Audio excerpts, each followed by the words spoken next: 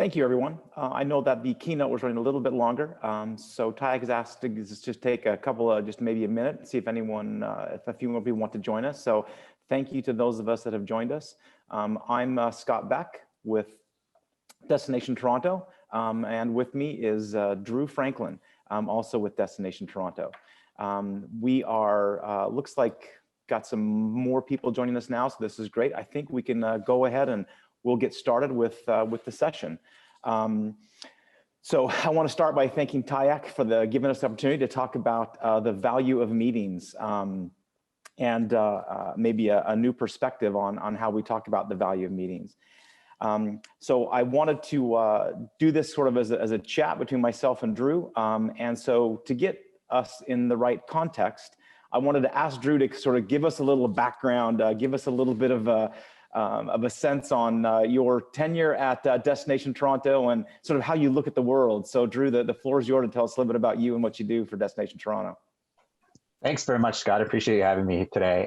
So I've been fortunate in my years here at Destination Toronto that I came to the organization and worked in the finance department as an accountant, and then from there, with a numbers background, was able to sort of transition to help support our wonderful sales team in business events, and I've also moved over and to help support our convention development work within the organization and monitoring that both from a financial perspective and also learning the ropes of the sales process. And so I find what's really unique to me is that coming from a financial background, I can sort of get away with not having to be a salesperson and not necessarily having to be in a hotelier either. And so that I can look at things more from a numericals perspective and sort of perhaps spot some things that don't always make sense. So you like counting things. I've come to appreciate not only that you like counting things, but sort of the way you count things with your perspective is important. You were also part of the organization in 2019 when our destination development team, our executive vice president, Andrew Weir, and others undertook what was a pretty monumental look at our industry. I was lucky enough to be sort of here when we presented it to the public, and it was the impact of the visitor economy in Toronto was what we talked, how we talked about it. It was done in conjunction with the Toronto Board of Trade. And I think at the time, it clearly gave us the opportunity to see the scope and scale of the visitor economy. It's interesting now how it's given us the ability to quantify the loss of that impact and what the pandemic has done to our industry.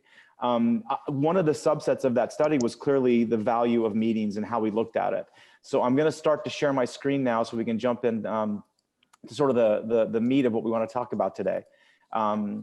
So I hope, here we go, we're launched. Okay, so the concept really we want to talk about is this idea of the real value of meetings and events. So I'll kind of start this off by saying, those of you that know me know that I consider myself a recovering hotelier. And so I can speak from, I think, a very good perspective to say to you that historically, the metric for success has been the almighty contracted room night. That was the gold standard for many, many years about how we assess the value of meetings. Not only has the pandemic forced us to look at that differently, but just the reality of the impact does. So I think, Drew, I'm going to sort of turn the time over to you now to give us that insight that your perspective has brought to this conversation within our world, and hopefully as we talk about this, maybe to the larger community. So the floor is all yours, sir. Thanks, Scott. So yeah, in assessing sort of how we look at success in meetings, it's been unique to be able to ask some questions and ask them delicately in some respects to different audiences.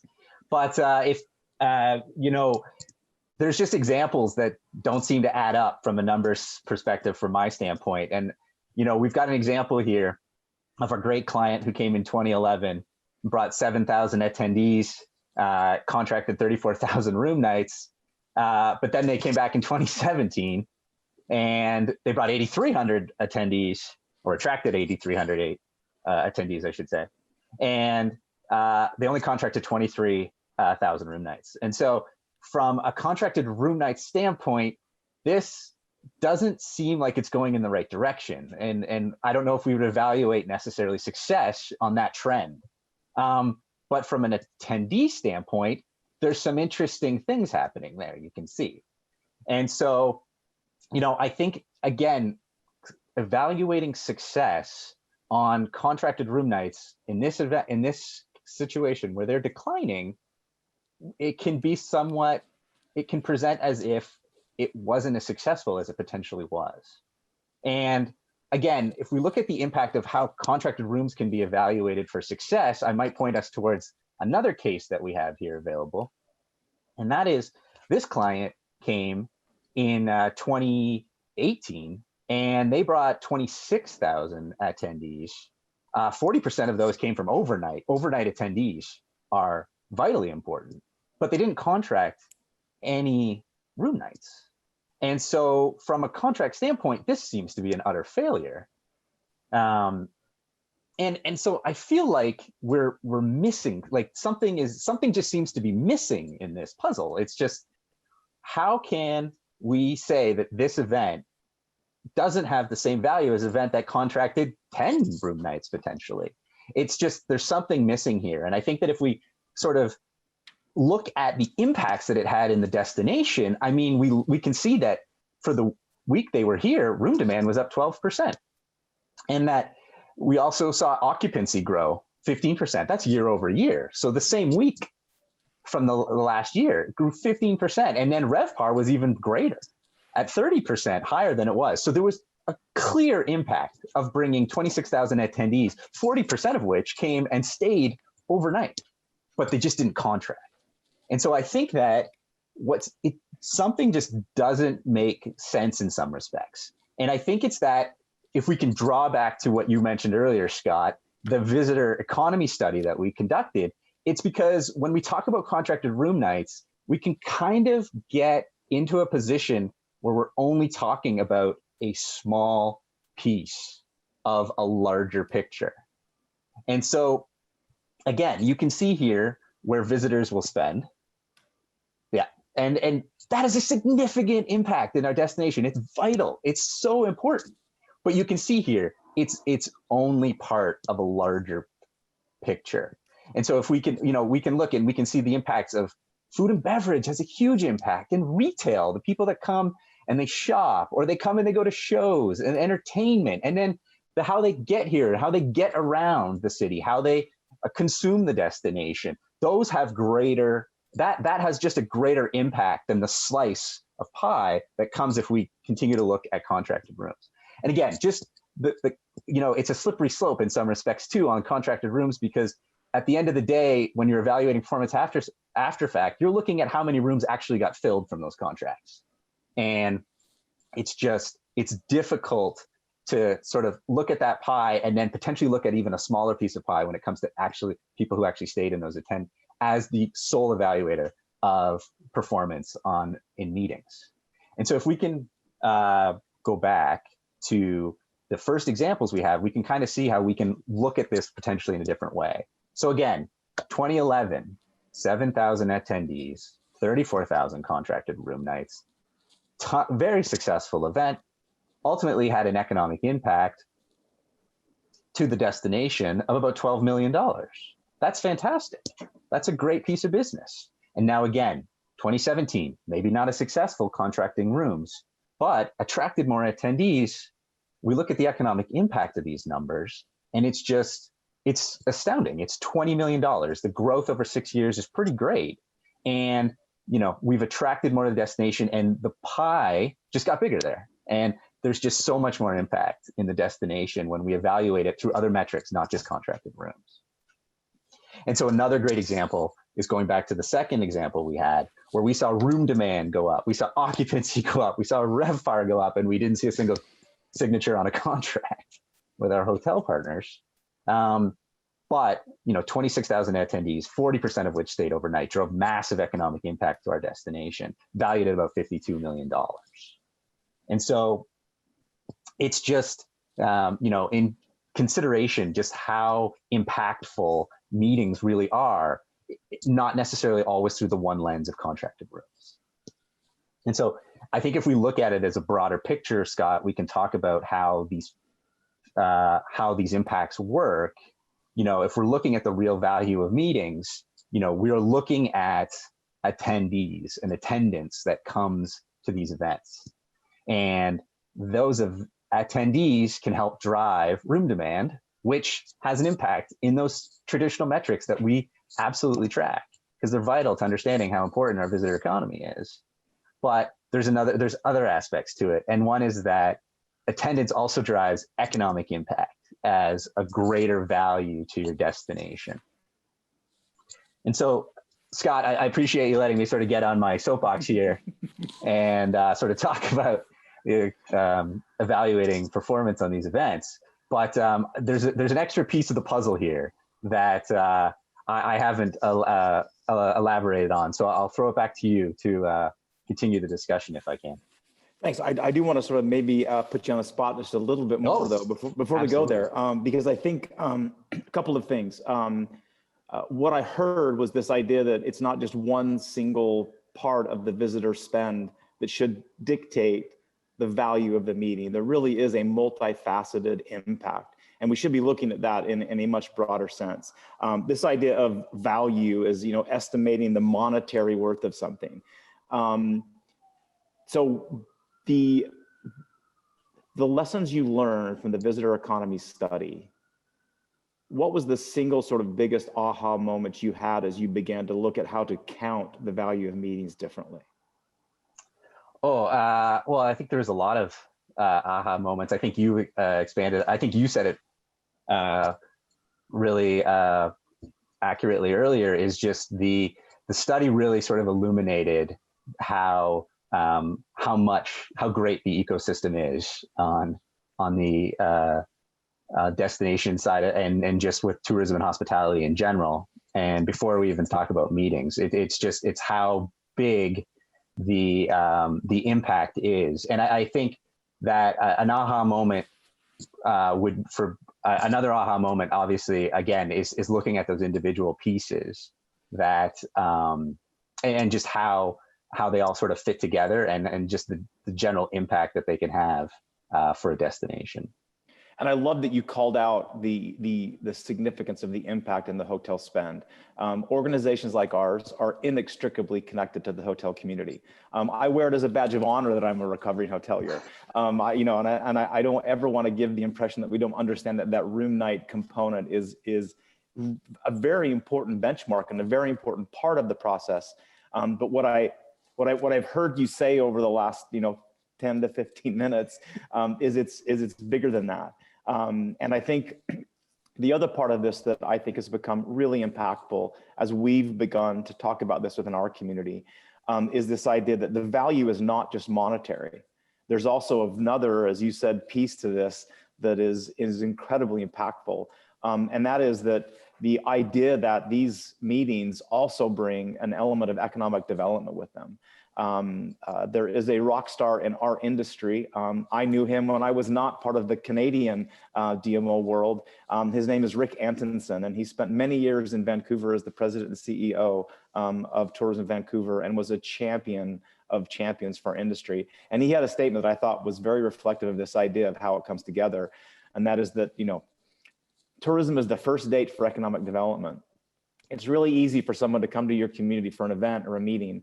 It's an easy first date. It's a coffee first date. It's not, a big ask for someone, but it is enormous the impact that it has sort of in the future of sort of where we go in terms of economic development, and it becomes even more important. And we have seen this firsthand when you can align ethos of your community, like a very tech-centric community, can have a real impact by recruiting events within the tech space. And it's a real natural way not only to have economic development, to have workforce development, to have so much more value brought to the meeting than simply the monetary. And that isn't to diminish the monetary impact, either as economic impact or as impact to hotels, or, as you said, retail, shopping, events, transportation. But it's another element that I think is becoming more and more important as we look to be a better connection to our community that there is a very authentic and real way to value that economic development idea that is behind the concept of meetings and how they participate with our community and how we look at the overall value of the meetings. I think it looks a real specific example was client B that we showed as our example was one that really fit with the ethos of our community and aligned with many of the economic development goals and aspirations that our community has as well. And we saw that connect very well with our community.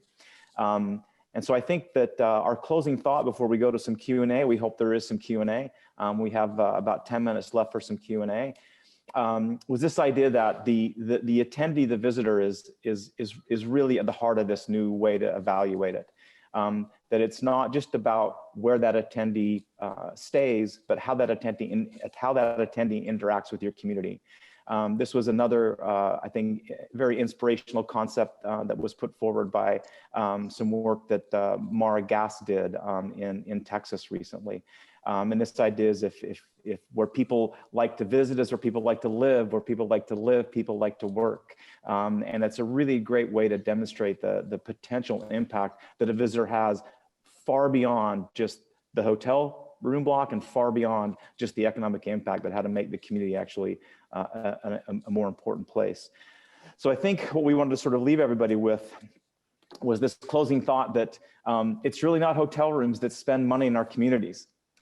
It's really the visitor that spends money in our community. And we think this idea of valuating meetings from the basis of an attendee and a visitor has a lot of merit and should be something that we should be considering at a very high level, building processes around to both validate and again, not walking away from the idea that overnight visitation is an important focus for us and benchmarking our efforts around room night contribution and room demand growth are all still very, very valid concepts, but not the only concept that works.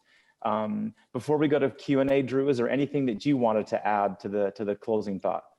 Well, Scott, I think that it's important to note, and it's a question we get often, and it's a question you and I have had conversations about too. But I think one thing we have to note in this is that not every attendee is necessarily the same. And I think that what's important is in a conversation about large business citywide is the overnight attendee. Now, that's not to say that there is that local relative to overseas are bad. It's just that it's to know that there's the right balance and that there's a time for the right piece of business, depending on how the calendar works. And I think that's important to note in this discussion. So with that, we'd love to open up for any questions that anyone has. We've got a staff member from the TIAC group who can facilitate some Q&A. We've also got a staff from our team watching the chat flow. So we'll give a few minutes for some folks if they want to pose any questions. In the meantime, I will go to Drew for one question that I had thought about. So you alluded to this idea that there's one potential, and that is that not every attendee and not every visitor is the same. So how do you track, how do you qualify that overnight visitor? What's one of the methods that came out of the study or that you've seen to look at how you count an overnight attendee? What's sort of one of the best ways to do that? Oh, that's a really good question. I mean, and I think that from the conversations I've heard, I think that's kind of one of the $1 million questions is really how do you look at an overall attendance and be able to decompose it to get an idea of where the attendees are coming from and whatnot to sort of evaluate the breakdowns. And I think that one of the more successful routes is but noting it's also one of the more difficult ones is working with meeting planners and whatnot to get very much just zip code GL breakdowns or zip code postal code breakdowns of the delegate composition, and then not sharing any details further than that, but it can allow you to sort of get a sense of where people are coming from to better understand the impact of a specific event. So the idea then is that this idea of capturing basically a zip code sort from the attendee. So one of the questions in the chat was, did the study, this is the visitor economy study, did the study capture value around social capital, intellectual capital, and human capital? And I would say no, not in a traditional sense. The study really was about the economic impact of the visitor economy. I think it's a great challenge. And I think one that we've sort of socialized and talked about, how could you quantify that? But our study did not. And I think it is sort of an interesting concept of how you could begin to quantify that. And I think put that question out to the ether, that we can sort of hopefully maybe come together at another time. There's other chat rooms within the TIAC event where we can sort of go from here and talk about that.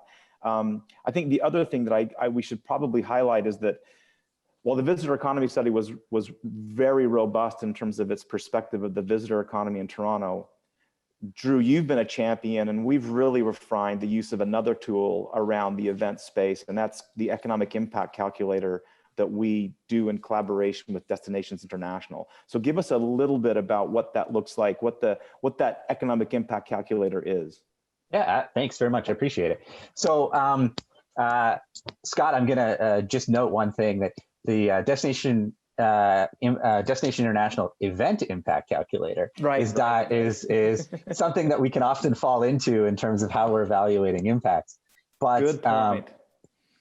Yeah, no, that calculator is a fantastic tool in that it really can help derive a fairly robust impact value from a relatively few amount of inputs, and most of those, from on a DMO side of things, most of that stuff is internal, that is easily available in your sales CRM probably. But it's just a great tool that you can do an event by event basis, and then that can help understand the impact of an individual event, and then in the aggregate really give a sense for how business can impact the destination. Okay. There's another question about whether or not we're using postal code data from planners to determine funding support.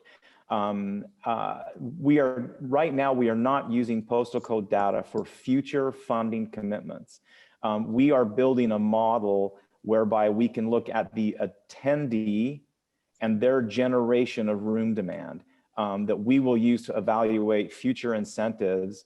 And this is done in collaboration with the center and our hotel community. So an example of that would be, we would look at an international congress with 5,000 attendees. We know generally where their attendee base comes from based on a 3-year history from working with the planner of where their attendees come from. We can then model based on the use of the event impact calculator that we've had and the studies that we've done to show that attendee, what their room demand would generate. And so we are building modeling around attendance-based calculation of room demand is our current nomenclature for that, but have not directly connected future funding yet to postal code data. But it's an interesting dynamic. The one reason we haven't been able to connect it is that typically that postal code data is most accurate after the event. And so what we haven't done yet is have a true up function. And I don't know how many meeting planners there are on the call or on the chat, but it's an interesting concept to have a true up conversation about how you evaluate something based on attendees, and then how that true up is, or the final payment of funding based on what is actualized. An interesting dynamic that I think our industry should be considering moving forward. Okay, I think so far that's been most of the chat. So if there was one cautionary tale, or one sort of like road sign, turn ahead, Drew, what would you say in terms of this conversation? Where have you seen a potential, I don't want to say misuse of the data, but where have you seen sort of maybe a disconnect that you didn't anticipate? Or maybe you anticipated it and you knew it, but you, in your usual style, walked right in. I think I would be reiterating the fact again of the importance of knowing that different attendees have different values, and and appreciating that and understanding that they can, it's always possible to accommodate them all, but when we're talking about impact, we do have to acknowledge the fact that by far the further they travel, the more impact they tend to bring to the destination. And so the overnight attendee has a tremendous value in that conversation about attendees and impact in the destination. And I think that resonates even globally. I mean, I think even Destination Canada has positioned very well that the long haul traveler has the biggest economic impact in our country, right? The traveler from China has a very large economic footprint when they come, and so that idea of the overnight visitor should be on some level the focus for our efforts in terms of what we're doing, again, because we are so inextricably connected to the hotel community and is, for most of us, our funding source for what we do. So being connected to that visitor, I like that should be a focus. You should build ways and evaluate it, because I think, I'm going to attribute this to you, it may not have been you, but boat shows are important. And they bring a lot of people to the convention center, but those attendees don't necessarily have the same economic impact as overnight visitors have. And again, it isn't that one's better than the other, it's the right business at the right time, I think is sort of what the quote was, how it has been. Yeah, and I appreciate the attribution. I'll take it. I'll take it. Okay. Okay, so I think we have 1 minute left, and I'm not seeing any other questions come up. So I guess I would just ask for the TIAC moderator now to go ahead, and we'll give people 1 minute back to their time, and they can roll the video. And I want to thank you, Drew, for joining us today and for your passion around this conversation. I enjoy it as part of the team at Destination Toronto, and I think it is a perspective that more people need to hear. And I'm looking forward to this conversation growing and becoming more impactful in our industry. So again, as the new guy on the team, thank you for this perspective and for your sort of boldness in this approach. Well, thank you, Scott. I appreciate the opportunity to chat today. Okay. Thank you all. Thank you for joining us for this TIAC talk. Did you know that networking continues even after the end of today's sessions? Don't forget to save time to catch up with your colleagues from coast to coast to coast. N'oubliez pas de réserver du temps pour vous rattraper avec vos collègues d'un océan à l'autre.